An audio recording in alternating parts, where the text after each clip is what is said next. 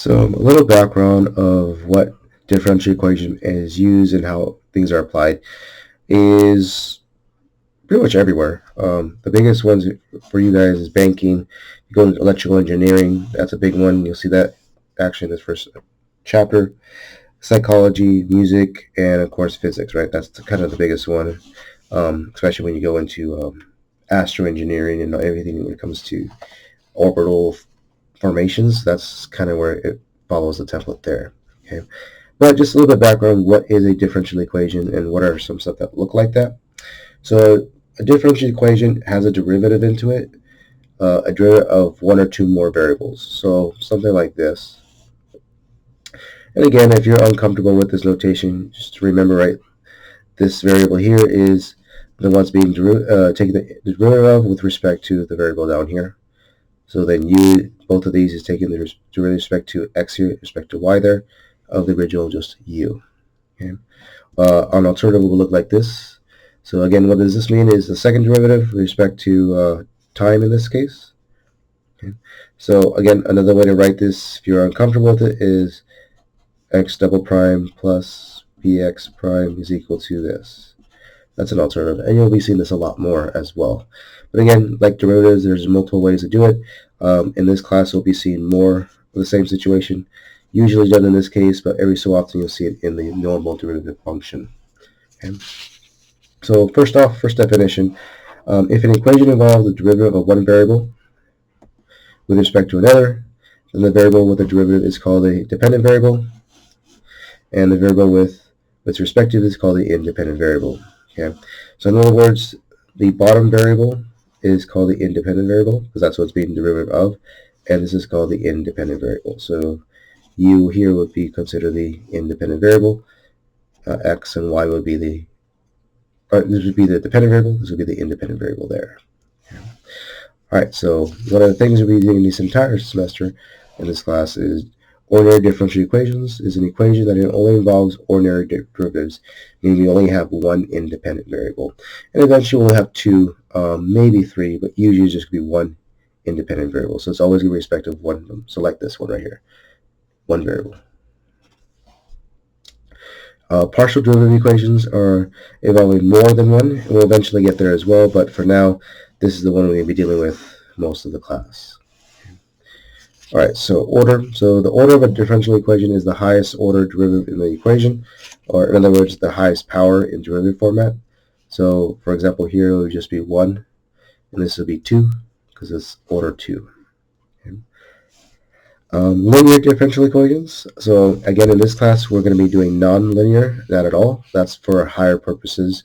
This is always going to be a linear differential equation, so a line. Okay. So this is our general differential equation, or a linear differential equation looks like, where we have constants and times its respective derivative, again with only one independent variable. Okay. And again, we will talk about a little bit of nonlinear, but most of our situation is just going to be straight linear itself. Okay. Okay. All right, so just a quick little background of that. So now we go into the actual process, right? So going back to calculus, right? Solving for differential equations. If you guys don't remember, it's a lot of integration, a lot of derivatives, right, when it comes to it. Mostly integration, but so you get comfortable with integration rules and going that portion. So the general form of an nth order equation with respect to x as the independent variable and y being the dependent variable looks like this. And again, we won't look at this form too much. Again, this is a brief introduction to what it represents. All it is this function is in terms of all of these. Okay, it's basically x, y, which we all know. So for multivariable, we have that plus its alternate derivatives of y. Okay, that's what this represents. Okay, I know it's fancy, but you'll eventually see an example which makes this much more clear. Okay, or commonly rewritten in the form of looking like this. Again, either case is just saying the functions in terms of x, y, and its all derivative format. Okay. So, example will look like this. This is a differential equation, right? So it's a function in terms of x, y, and its derivatives of y. and that's all that represents. Okay? All right, so definition, a function phi x is that is substituted for y is in either the above equations satisfies the equation of all x in the open interval is called an explicit solution. Now, what this is basically saying is, as of now, we don't know how to solve for initial value problems. Well, maybe a little bit. So instead, what we're going to do is, we're going to see, does this solution actually work? Or given a function, when you plug it into this portion, does it actually give you 0? That's what we're going to be dealing with. And if it works, we call it an explicit solution of the equation. Okay? I'm going to try my best to write you exactly what that means. Basically, what it means is we're going to plug in the variables for x and see, does it actually give us the solution we want or not. Okay? So, first example, given the function phi of x is equal to this, and the other function equal to that, are these explicit solutions of our differential equation. Okay. So again, all I want to see is, if I take the derivatives of these ones and plug it in, do I actually get 0 at the end, right? So remembering what this represents, if you're uncomfortable with this, is another way to write this is y double prime minus 2 over x y equals 0, okay, or x squared. So in other words, first we gotta do is find the second derivative of each individual function. Okay. So let's say so phi prime. So the first derivative gives you 2x plus x to the negative 2. Taking the second derivative, that just gives me 2 here minus 2x to the negative 3 now. Okay. And now we just plug in both these into our function and see, do we actually get 0? I'll just put it down here.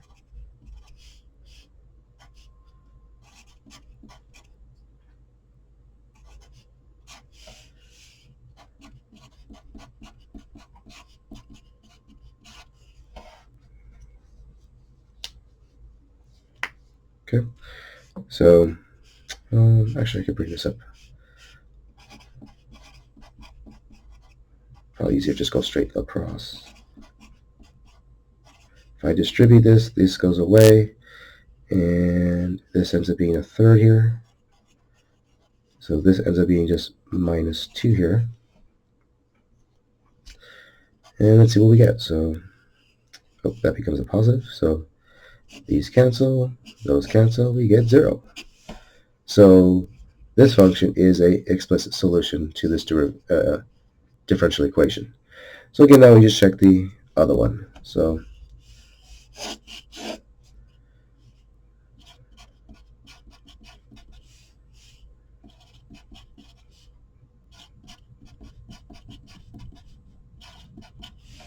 okay, so we got second derivative. Now we just plug it in and see the same situation.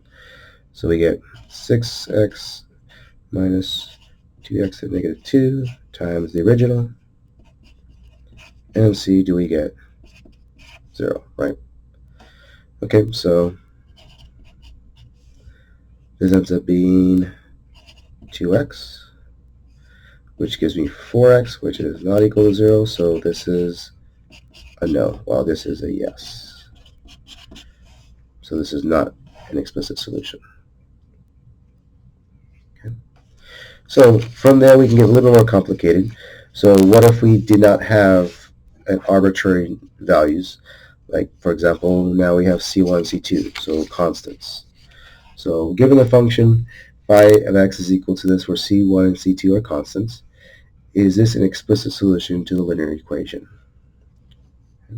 So like I said, right, normally in this class you'll be seeing, or in differential equations normally, y prime, y double prime. Very rarely you'll be seeing at this process, so it makes it a little easier for you to understand this type of derivatives. Right, so same situation. So we have to take the derivatives. So phi prime would be, again, remember e the x is just itself, but this is a use of a chain rule. So we get just negative c1 e to the negative x, and this is going to be 2 It gives you that. And we'll do it one more time. Turns positive now. And this turns into 4. Okay, and now we just substitute all this into our equation. So it gets a little messy, but you'll see if it works, everything should cancel out just to be 0.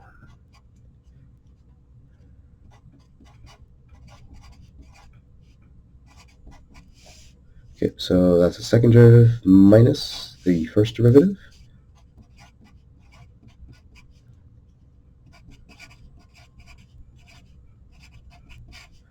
Minus 2 times the original function.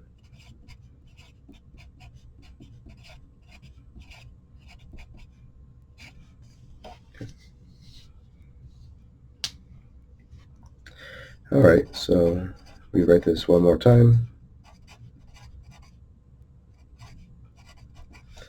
This becomes positive. This becomes negative. This becomes minus 2 and minus 2 as well.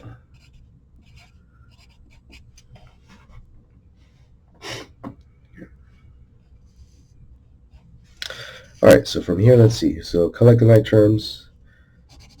So where are these? We have that plus that gives me 2, and minus 2, these all cancel. This is 4 here. This is minus 2, so those all cancel. So we get 0. So yes, this is a explicit solution to this. So let's try a couple more. One with now an interval itself.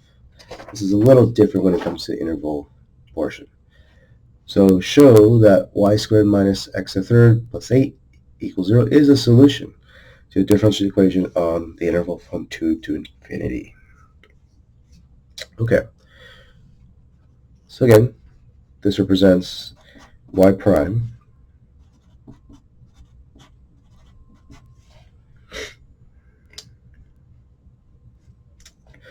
Now, again, this is a little different, right, when it comes to this process. The first thing you got to do is see what this happens here. Okay. So if I take this derivative, and it's going to be implicit, right, so that's a key thing, because now we have a variable. So this is going to be 2x times y prime, because of the implicit portion, minus 3x squared, and these all equal 0. Okay. And now if I solve for y prime, so add this over, divide it over, this is the 2, sorry, and look at that. It's exactly what we wanted. Okay. Now, the thing is, why did this give us this interval? Okay. This interval is basically saying, well, first of all, going back to pre-cal and algebra, where is this undefined? So this is undefined when y equals 0, right? So that's when it's undefined at the bottom when it comes to the derivative, because it has to be continuous. Okay. Now this is still good because as long as 0 is not within my interval, we're okay, which is exactly what we want. Okay, so if I plug in 0 in for y, so if I go back up here and plug in 0 and I solve for x, we get the y value and we get, the x value, and we solve it in this. So actually, let me just do it for you guys. So if you plug in y into the original function, so we get 0 squared minus that equals this. And now we solve for x, so we can figure out what point that represents. So this ends up being this part. So x is equal to 2.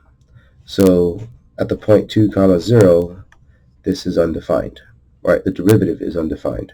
But again, this is nice because since x equal to is not in the interval, right, strictly not in the interval, it goes strictly from 2 to infinity, meaning to itself. The point 2 comma 0 is not here, right? It's anything higher than 2. We're still okay. So this is still a yes, we're still good. So whenever you have questions where you have an interval, all you have to do is check, is the point where it's undefined actually within the interval or not? And if it's not, you would say, in this case, yes, it works. However, if this did not have an interval at all, you would say no, because we found a point where it actually doesn't work. Or you could say we're excluding the point itself. So it works everywhere except at that particular value, or in this case, at particular point. So let's do our next definition. So a relation of capital G of x, y equals 0 is said to be an implicit solution to the equation of this, kind of like we just did. Okay. On the interval I, if it defines one or more implicit solutions on I. So, just like we did above, this is exactly what we did. So this definition describes this exact scenario. Okay. So now that we know it, let's try one more example to see how this can apply. Okay, so question is all of this a solution to the differential equation? Oh boy, look at all that horribleness, right? All right, so first thing we got to do to figure out is y prime. So let's rewrite our so-called solution. Okay. All right, so we have y prime, and that's it. So we only have to take one derivative and see if does it actually work out. So we have to take this derivative here. All right, so take the derivative with respect to x. Remember, it's implicit now. So this is going to be 1. This is y prime, or just dy dx. Now here is chain rule, but within here is a product rule. So this actually ends up being this.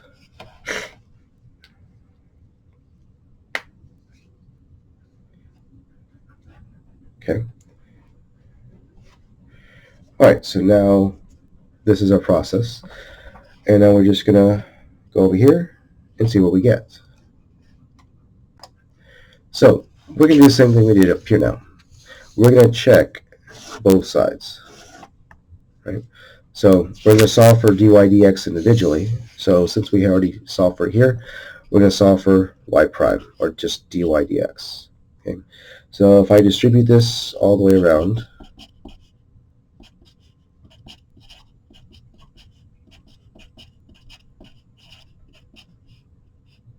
and I forgot this is all equal to 0, so we can solve. So again, right, it now just causes the painful thing of just solving for y prime. So we bring everything else to the other side.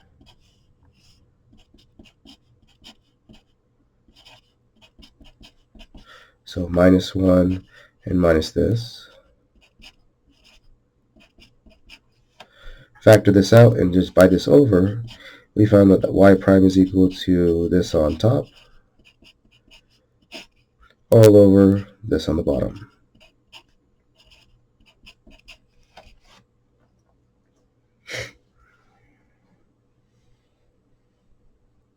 Okay.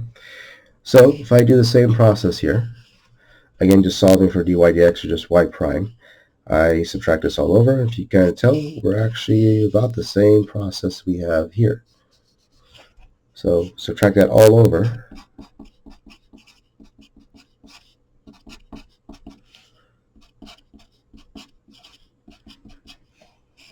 So far, so good. And divide this over, and we get the exact same solution we had earlier.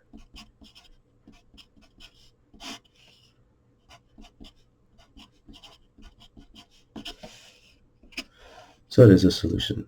And more particular, it's an implicit solution to it.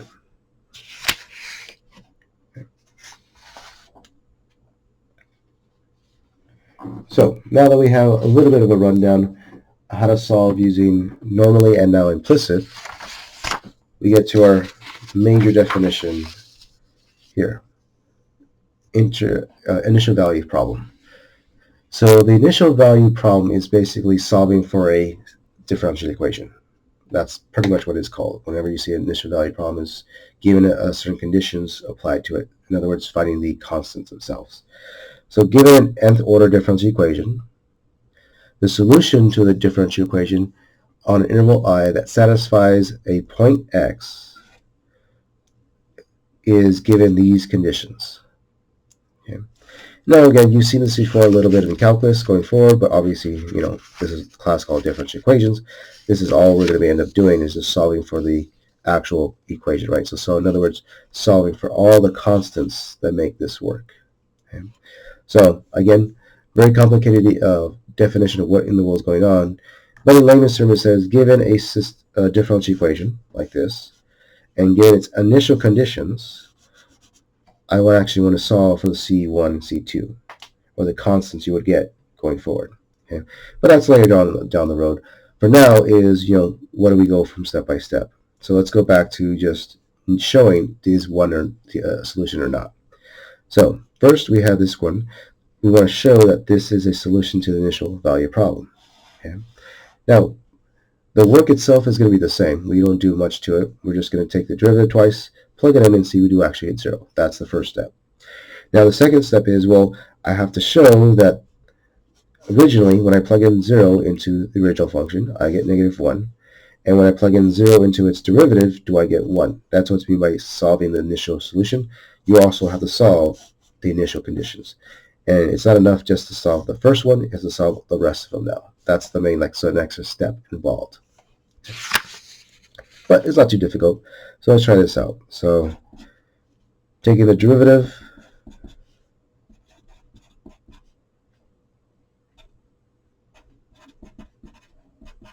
gives you that. And since we're in the same process, the derivative at 0, since we got to check anyways, so sine of 0 is 0, cosine of 0 is 1, so that works out. So check there. Take the second derivative.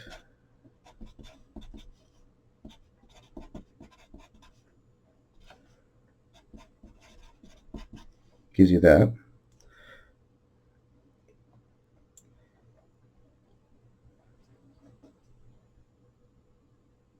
Oops, no, I flipped them around. Do a cosine, yep, there we go, that's right.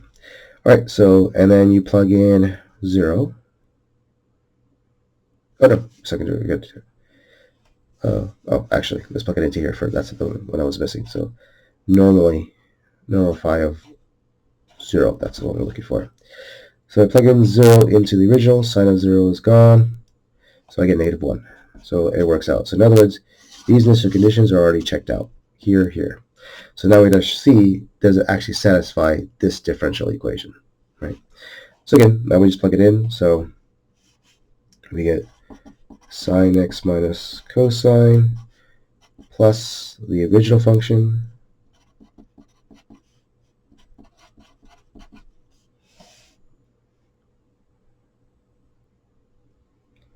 and oh no, wait, I gotta check to see. I know the opposites in the integral. Oh, I was doing the integral. My apologies. These were correct to begin with. Yeah.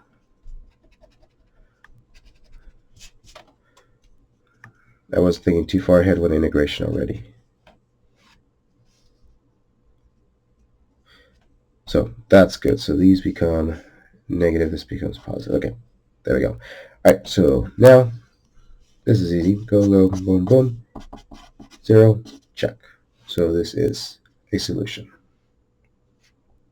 Okay. All right, so now let's go to the actual core of the class. A little precursor, what we'll be doing a lot here. Okay. So the function phi is given to be that, like we did earlier, where C1 and C2 are constants, and is a solution to a differential equation. So we already know this is a solution. Good. Okay, so we don't have to check. Find the constants so that we have the initial conditions satisfied. Okay. Or in other words, the whole point is now we have to find C1 and C2. That's the main focus we're trying to deal with. And it's using these conditions. Okay. So again, we don't actually have to solve and check if it works. We already know. We're already given that. So we have to actually find these work now. Okay. That's the same thing we just did above. We're just going to plug in chug and see what we have. All right, so we have this portion. So we're going to phi of 0 is equal to, just plug it in 0 for x.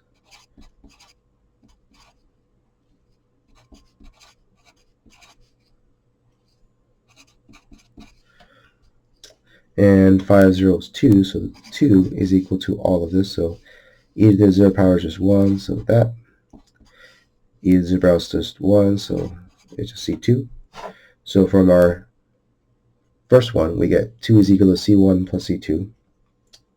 And now if we plug in 0 into the derivative, which we first got to find, but we did it last time, so this shouldn't be too difficult to do.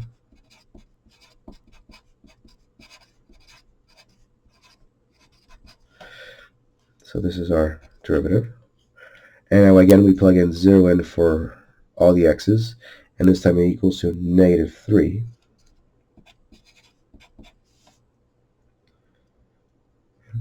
So plug in 0, this gives you negative C1.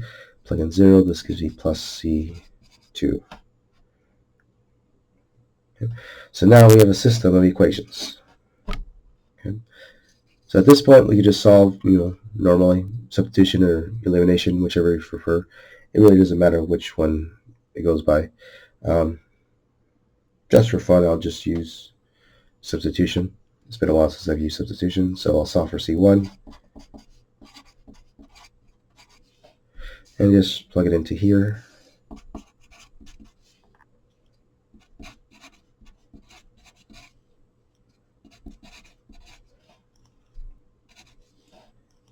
Plus, yeah. All right, so we get negative 2 plus C2 plus C2. So negative 3 minus 2 plus 3, C2. Add this over, that gives me 1, or negative 1, and then divide this over, so C2 is equal to negative 1/3. Okay, so now we go back over here, and we just substitute, right? So 2 minus a negative 1/3 becomes a positive, so this is really positive, so 7, so C1 is equal to 7/3. So therefore, my original function to start with that makes this work and satisfy these conditions was originally, without the constants themselves, equal to 7/3 x to the negative x minus 1/3 e to the 2x.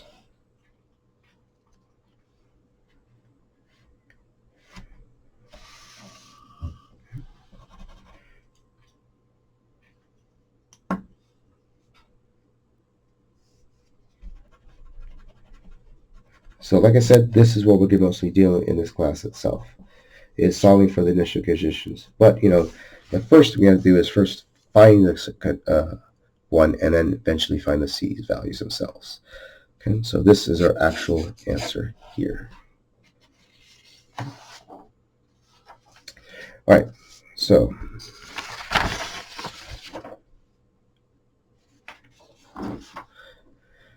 first theorem, or major theorem, let's call it. Consider the initial value problem with initial condition.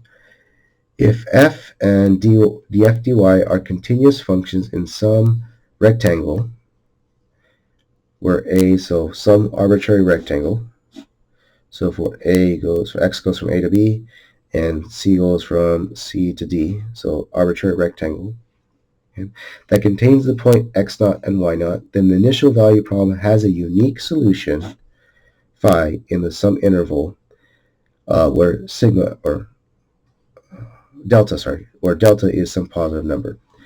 Now, again, this is really difficult stuff, right? Multivariable situations. But what, in layman's terms, they're trying to say is, okay, so I have some function, y is just 5x, right? So this is my solution. Okay. So it goes from, let's see, here's my solution. Just start there. This is my x0. So according to this one, there's a some point x0 that's one there. So now if I add a delta to it, so if I just add it here, I get to this part. So this is plus delta. And if I subtract that same delta, it's like, let's say down here. Okay. So within this little interval, I make a rectangle, okay? And I make this rectangle such that it looks like this.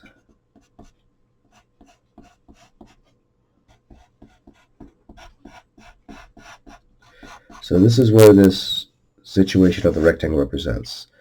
Okay, so think of it as like a magnifying glass. I'm zooming in only to this particular type of rectangle or neighborhood. If you guys remember some multivariable calculus definitions, is given from some A to B and from C to D of this rectangle, right, length and the width, that there is some unique solution on this function that makes this work within this portion.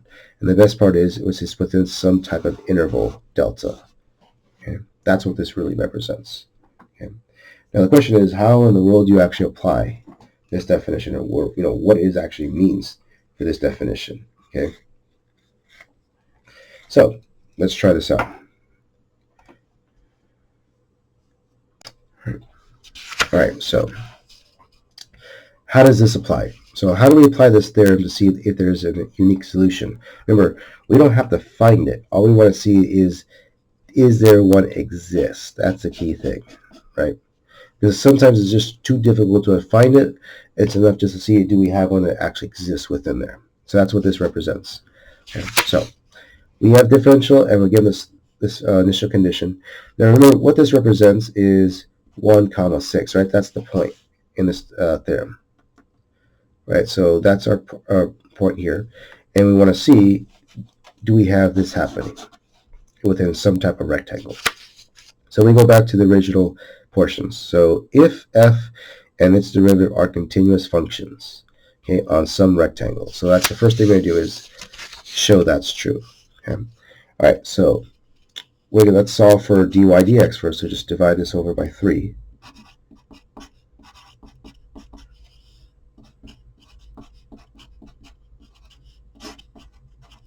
Okay, so according to the theorem, our dy dx is our actual function f. So this is defined to be our f.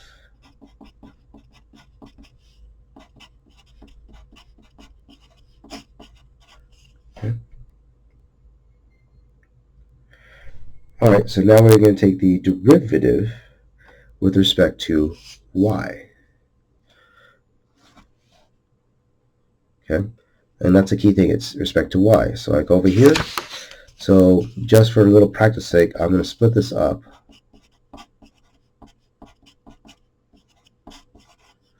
And I'll take the derivative with respect, again, with y, which means x is now just a constant. So this goes away because it's just a constant. This, again, with respect to y, gives you 3 on the top. So it gives you negative 3xy squared over 3, which just simplifies to xy squared. So what we're looking for is these two functions here. Okay, those are the ones we're looking for. Now, we want to see, are they both continuous? So yes, right, they're both continuous. There's no discontinuity in either one, right? So check. So both continuous. So they're defined on any rectangle I want. There's no breakage. So that means, yes, there is a solution around our x naught, which is just 1, around x equals 1, such that we have this happening, 1 minus some delta and 1 plus some delta. So there's some solution within this interval.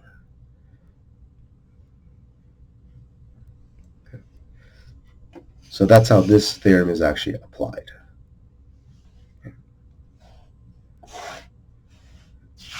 So let's try one more. All right, so again, what is this? This is the point 2 comma 0. All right, so pausing this. So again, it's already solved for us. That's our f value. So this is just rewriting it.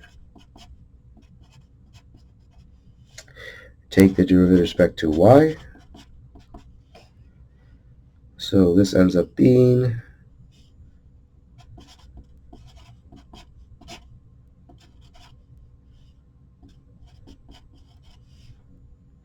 Threes cancel.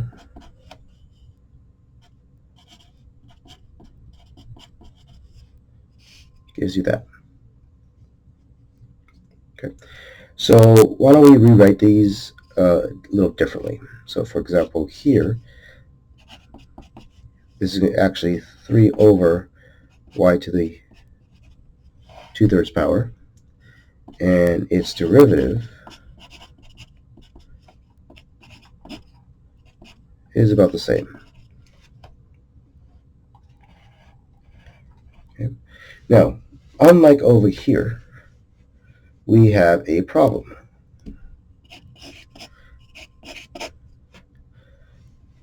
Our point is 2, 0. So if I plug in 0 into here, this is undefined, meaning not continuous.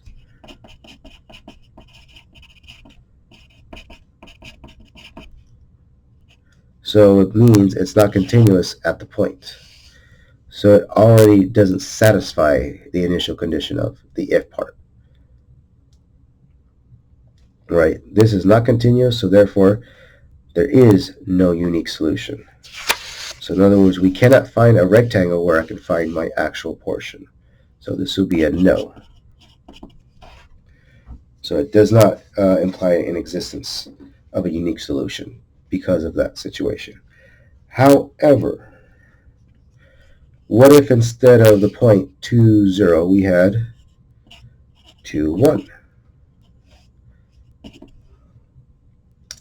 Well, in this case, we could say yes, because if I plug in 1 into derivative and its original function, it is defined at 1 when y equals 1. So therefore, this will be good. So this will actually be a yes. We can find it. So this one works, but this one doesn't. This point doesn't. Okay.